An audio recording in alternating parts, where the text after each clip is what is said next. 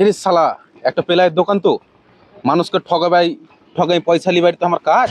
এখানে কিছু লুটিপুটি খেতে হবে। যেখানে যেমন তেমন কথা বলতে হবে। পেলাইয়ের দোকান আছে, পেলাইয়ের মতন কথা বলবো।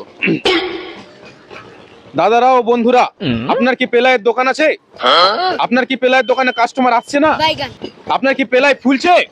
আসুন, এই বিশ্বজিৎ রায়ের একটা তাবিজ নিয়ে যান। আপনার কাস্টমার আসবে এবং আপনার পেলাই ফোলা বন্ধ হয়ে যাবে। শালা কোবরা যেটা বুঝে সেটাই তো আমার দোকানে হচ্ছে। ও দাদা, শুনেন শুনেন শুনেন।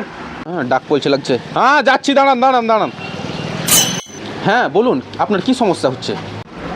দাদা, আপনি যেগুলা বললেন সবই তো হচ্ছে আমার দোকানে। কি ব্যাপার, কাস্টমার আসে না দোকানে, কি ব্যাপার? আচ্ছা, আপনার এরকম সমস্যা?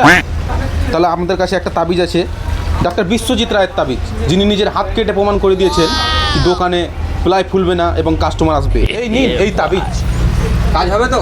100তে 100 কাজ হবে। কয় টাকা দাম আছে? 129 টাকা দাম আছে। আচ্ছা আচ্ছা।